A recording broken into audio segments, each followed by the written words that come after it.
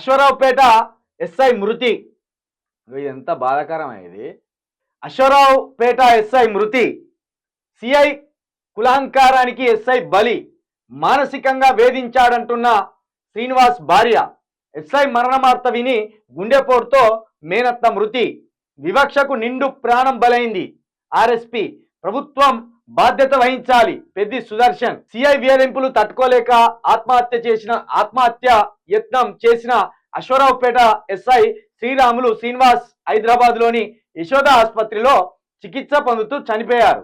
శ్రీరాములు శ్రీనివాస్ మరణ వార్త విని అతడి మేనత్త సైతం గుండెపోటుతో కుప్పకూలి ప్రాణాలు విడిచింది. గత ఆదివారం మహబూబాద్ లో పురుగుల మందు తాగి ఆత్మహత్యయత్నం చేసిన శ్రీరాములు శ్రీనివాస్, ఇంటి పేరు శ్రీరాములు శ్రీనివాస్, చికిత్స పొందుతూ చనిపోయారు. అశ్వరావుపేట పోలీస్ స్టేషన్ లో సిఐగా పనిచేస్తున్న జితేందర్ రెడ్డి, కానిస్టేబుల్ సన్యాసి నాయుడు, సుభాషిని, శేఖర్, శివనాగరాజులు తరచు కులం పేరుతో వేధిస్తున్నారని, అగ్రవర్ణాల అహంకారం ప్రదర్శిస్తున్నాడని ఆరోపిస్తూ శ్రీరాములు శ్రీనివాసు ఆత్మహత్య చేసుకున్నారు. శ్రీనివాస్ కు 7 ఏళ్ల కుమార్తె, 10 ఏళ్ల కొడుకు ఉన్నారు. శ్రీనివాస్ ఆత్మహత్య చేసుకున్న అనంతరం ఆయన భార్య కృష్ణవేణి ఫిర్యాదుతో సిఐ జితేందర్ రెడ్డి సహా కానిస్టేబుల్ల మీద పోలీసులు SC/ST అట్రాసిటీ కేసు నమోదు చేశారు. అశ్వరావుపేట పోలీస్ స్టేషన్ పక్కనే ఉన్న పోలీస్ క్వార్టర్స్ లో ఉంటున్న ఎస్ఐ శ్రీనివాస్ జూన్ 30న ఉదయం 8:30 గంటలకు మఫ్టీ డ్రెస్సులో PS కి వచ్చారు. సోమవారం నుంచి కొత్త చట్టాలు అమల్లోకి రాబోతున్నాయని, అప్రమత్తంగా ఉండాలని స్టేషన్ సిబ్బందికి సూచనలు చేశారు. అదే సమయంలో ఒక ప్రైవేట్ కార్ రావడంతో ఎస్ఐ డ్రైవర్ని దింపి ఇప్పుడే వస్తానంటూ కార్ తీసుకొని వెళ్లారు. మధ్యాహ్నం తర్వాత సిబ్బంది ఫోన్ చేయగా ఫోన్ స్విచ్ ఆఫ్ వచ్చింది.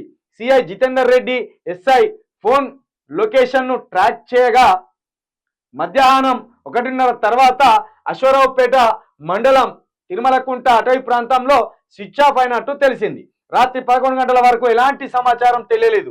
తర్వాత మహబూబాద్ పట్టణం శివార్లో పురుగుల మందు తాగినట్టు సమాచారం అందింది. దీంతో వెంటనే ఎస్ఐ శ్రీనివాస్ ని చికిత్స కోసం హాస్పిటల్కి తరలించి తర్వాత మెరుగైన చికిత్స కోసం మలక్పేటలోని యశోద ఆసుపత్రికి తరలించారు. వారం రోజులుగా చికిత్స పొందుతూ ఆదివారం తెల్లవారుజామున చనిపోయారు. అయితే చనిపోయే ముందు సైతం సిఐ జితేందర్ రెడ్డి ఇతర సిబ్బంది వేధింపుల వల్లే ఆత్మహత్యకు పాల్పడినట్టు ఎస్ఐ శ్రీనివాస్ వీడియోలో చెప్పారు. శ్రీనివాస్ చనిపోయిన విషయం తెలిసి నర్సంపేట నియోజకవర్గం దుగ్గొండి మండలానికి చెందిన నాచినపల్లిలో ఉంటున్న శ్రీనివాస్ మేనత్త కుప్పకోలి ప్రాణాలు వదిలారు. విషయం తెలుసుకున్న నర్సంపేట మాజీ ఎమ్మెల్యే బీఆర్ఎస్ నేత పెద్ది సుదర్శన్ రెడ్డి బాధితుడి కుటుంబానికి న్యాయం చేయాలని రాస్తారోకో చేశారు. ఎస్ఐ మృతికి ప్రభుత్వం బాధ్యత వహించాలని, అతడి భార్యకు గ్రూప్ 2 ఉద్యోగం, 5 ఎకరాల భూమి ఇవ్వాలని డిమాండ్ చేశారు. మృత్యుతో పోరాడి ఓడిన అశ్వరావుపేట ఎస్ఐ శ్రీరాముల శ్రీను గారి మరణం వాంగ్మూలం మొదటి నుండి చివరి దాకా జాగ్రత్తగా వింటే మీకు అర్థమవుతుంది. మృతుడు పోలీస్ డిపార్ట్మెంట్ లో అడుగడుగున ఎంత వివక్షకు గురయ్యాడో, ఈ మరణానికి ఆయనపై అధికారులు కూడా బాధ్యులే. వాళ్ళే సత్వరమే చర్యలు తీసుకొని ఉంటే శ్రీని ఎస్ఐ ఈ రోజు మన మధ్య సజీవంగా ఉండేవాడు. ఇక్కడ చూడండి, వేధించింది ఆధిపత్య కులాలు. జితేందర్ రెడ్డి, అదేవిధంగా సన్నాసి నాయుడు, వానికి మంచిగానే పెట్టిన పేరు సన్నాసి నాయుడు అని. జితేందర్ రెడ్డి సన్నాసి నాయుడు. ఇక ధర్నా చేసింది ఎవరు? పెద్ది సుదర్శన్ రెడ్డి. ఆధిపత్య కులాలే వేధించినాయి. ఆధిపత్య కులాల వేధింపుల వల్లనే చనిపోయిండు. మళ్ళా ఆధిపత్య కులాలే వచ్చి సంతాపం తెలియజేసి మళ్ళా 5 ఎకరాల భూమి వాళ్ళ భార్యకు గ్రూప్ 2 ఉద్యోగం ఇవ్వాలని వాళ్ళే ధర్నా చేస్తాను. చూడండి, సంపినోడే వచ్చి సంతాపం తెలియజేస్తున్నట్టున్నది. ఇక్కడ ఎంత దౌర్భాగ్యమైన స్థితిలో ఉన్నాం మనం. ఎంత కుల వివక్ష ఇది, ఎంత బాధాకరం. ఎస్ఐగా ఎదిగిన కూడా కుల వివక్ష తప్పలే. రాష్ట్రపతికే కుల వివక్ష తప్పలేదు. రాష్ట్రపతి గారికే, ద్రౌపది ముర్ము గారికే కుల వివక్ష తప్పలే. పార్లమెంట్ ఓపెనింగ్కి ఆమెని ఆహ్వానించలేదు. రామ మందిరం ఓపెనింగ్కి కూడా ఆయమ్మకు ఆహ్వానం లేదు.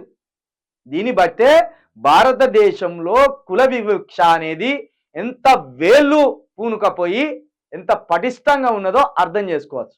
ఇక కొందరు అంటారు కుల వివక్ష ఎక్కడిది, ఈ కాలంలో కుల వివక్ష ఎక్కడిదండి అంటారు. ఇదే కుల వివక్ష. రూపాంతరం మార్చుకున్నది కులం గంతే.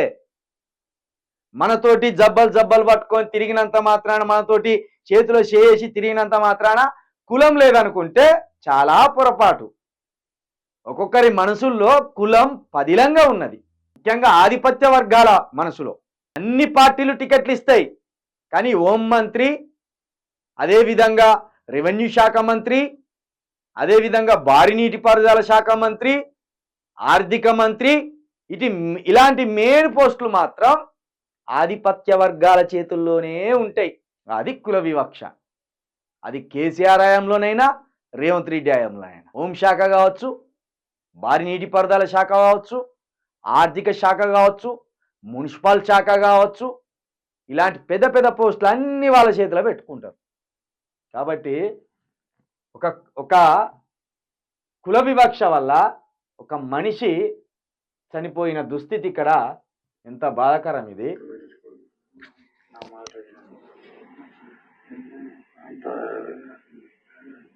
చెప్పదు కానీ అంత రెడ్డిస్ కదా, డామినేట్. సో ఇక కావడానికి నేను కూడా కూర్చోమని చెప్పకపోవడం, నీళ్ళు తెచ్చి మాట్లాడడం ఈ విషయాలన్నీ కూడా నేను ఎస్పీ గారి కానిస్టేబుల్ రిపోర్ట్ పెట్టి 25 days అవుతుంది. ఇప్పటివరకు దాని మీద యాక్షన్ లేదు. ఎస్ఐ గారు కూడా చెప్పిన చూద్దాం, సార్ వచ్చినాక ఎస్పీ గారు లీవ్లో ఉన్నాడు, వచ్చినాక చెప్తాం, వాళ్ళని ఏదో చేద్దాం. సార్ కూడా ఉన్నాడు. ప్రాసెస్ అయితే లేదు, రోజు ఇక జరుగుతుంది. సిఐ గారు చిన్న చిన్న వాటి కూడా ఆయన అంత వేదనలో ఉండి కూడా ఎంత వివక్ష ఆయన మీద జరిగి ఉంటే చనిపోయే ముందు కూడా చెప్తా అంటాడు. చూడండి, చెప్పొద్దు కానీ అంత రెడ్డీసే కాబట్టి ఆ కుల అహం ఉన్నది. ఒక ఎస్ఐ సిఏ దగ్గరికి పోయినప్పుడు సెల్యూట్ చేసినాక కూర్చోవా అనాలి, ఆయన ప్రోటోకాల్ ఆయనకే ఇవ్వాలి. ఎస్ఐ కదా కూర్చోమనపోయేదట. ఈ విషయం 25 రోజుల క్రితమే ఆ సదరు ప్రాంతానికి సంబంధించిన ఏది ఎస్పీ గారికి చెప్పినా కూడా ఎస్పీ గారు కూడా 25 రోజులుగా పట్టించుకోలేదట. దయచేసి ఈ వాంగ్మూలాన్ని దీన్నే ఆధారంగా సాక్ష్యంగా స్వీకరించి అటు ఎస్పీని సస్పెండ్ చేయాలి, ఎస్ఐని సిఐని సస్పెండ్ చేయాలి, వీళ్ళిద్దరికి జీవిత ఖైదు వేయాలి. ఎస్పీకును సిఐకి ఇద్దరికి జీవిత ఖైదు వేయాలి. జీవిత ఖైదు వేసిగా వాళ్ళ జీవితాల్లో కూడా వాళ్ళు బయటికి రాకుండా చేయాలి. ఇది మానసికంగా చంపడం, డైరెక్ట్ హత్య చేయకుండా మనిషిని చులకన భావంతో, ఏ భావంతో చూసి కుల కోణంలో చూసి ఈ విషయంలో ఈయనది కూడా నాకు కోపమే అనిపిస్తాను. చనిపోయే అంత ధైర్యం వచ్చింది కానీ వాళ్ళని చంపే అంత ధైర్యం రాలే నీకు. ఎంటిక తోడి సమానం నీ ఉద్యోగం అనేది. నీ ప్రాణం కంటే నీ ఉద్యోగం అనేది వెంటుక తోడి సమానం. చలో మొత్తం రాజీనామా చేసి బయటకు వచ్చి కొట్లాడపోయినావు. నీ మరణం చూడలేక మీ మేనత్త చనిపోయే, 2 పిల్లలు ఆగమైపోయా, మీ భార్య ఆగమైపోయా. కుల వివక్ష ఉన్నది. కుల వివక్షకు భయపడి చనిపోతామా? తట్టుకొని నిలబడాలి కదా. అందుకే ఈ దళిత సామాజిక వర్గం ఏదైతే ఉన్నదో, ఈ ఎస్టీ సామాజిక వర్గం ఏదైతే ఉన్నదో, ఈ బీసీ సామాజిక వర్గం ఏదైతే ఉన్నదో, అంబేద్కర్ పోరాటాన్ని మీరు అర్థం చేసుకోకపోతే గిట్లనే మరణం పొందుతారు. మీరు ఎవరికి ఎదురైతే లేదు, అడుగడుగునా అందరికి వివక్ష ఎదురైతుంది. కుల వివక్ష పైకి చెప్పరు, పైకి నీది ఈ కులం అని ద్వేషించకుండా కులం అని తెలుసుకొని సహాయం చేయరు, ఎంకరేజ్ చేయరు. పైగా సూటిపోటి మాటలతోటి మనల్ని వేధిస్తారు. ప్రతి అడుగడుగునున్నది కుల వివక్ష. దీన్ని దాటుకుంటూ దీని మీద పోరాటం చేసుకుంటూ ఎదగాలి కదా. ఇంకా చనిపోయి నువ్వు ఈ ఇతరులకు ఏం సందేశం ఇచ్చినావు? నువ్వు చనిపోవడమే మార్గమా? నువ్వు చనిపోవడానికే ఉద్యోగంలో పోయినావు అంటే నీ ఉద్యోగం వృధా. నువ్వు రాజీనామా చేసి బయటకు వచ్చి కొట్లాడనుంటివి. కాబట్టి దళిత బహుజన సామాజిక వర్గం, అది బీసీలు కావచ్చు, ఎస్సీలు కావచ్చు, ఎస్టీలు కావచ్చు, బీసీలకు ఒక రకమైన కుల వివక్ష జరుగుతుంది, దళితులకు ఒక రకమైన కుల వివక్ష జరుగుతుంది, ఎస్టీలకు కూడా ఒక రకమైన కుల వివక్ష జరుగుతుంది. కాబట్టి కుల వివక్ష అనేక రూపాంతరాలు చెందుతున్నది. కాబట్టి అందుకే బాబాసాహెబ్ అంబేద్కర్ అప్పుడే రాసింది, సమాజంలో నలుదిక్కుల్లోనూ ఏ దిక్కుకు పోయినా దారికి అడ్డంగా నిలబడే పెనుభూతమే ఈ కులం అన్నాడు. దీన్ని చంపితే తప్ప భారతదేశంలో పురోగతి ఉండదు అన్నాడు ఆయన. కులాన్ని చంపితే తప్ప, కుల భావనను చంపితే తప్ప ఈ భారతదేశంలో పురోగతి అభివృద్ధి ఉండదని చెప్పిండు. కాబట్టి కులం విడిచిపెడదాం, ఐక్యమత్యంగా జీవిస్తాం. దళితుడిని చూసి బీసీఓడు వీడు తక్కువర్రా అంటాడు, బీసీని చూసి రెడ్డోడు తక్కువర్రా అంటాడు, రెడ్డోని చూసి బాపనోడు తక్కువడు అంటాడు, బాపనోడు తక్కువడు అంటాడు.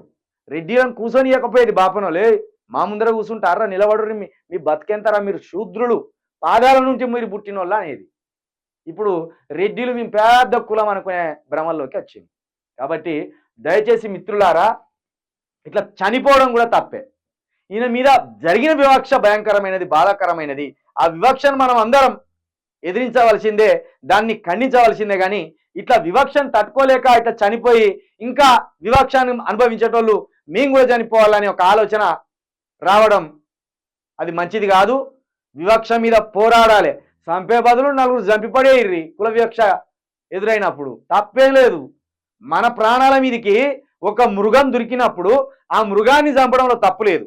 అలాగే మనల్ని వివక్షకు గురి చేస్తూ మనల్ని మానసికంగా చంపేయాలని చూసినప్పుడు ఖచ్చితంగా ఎదురుదాడి తప్పదు, ఎదుర్కోవాల్సిందే, ఎదురుదాడి చేయవలసిందే.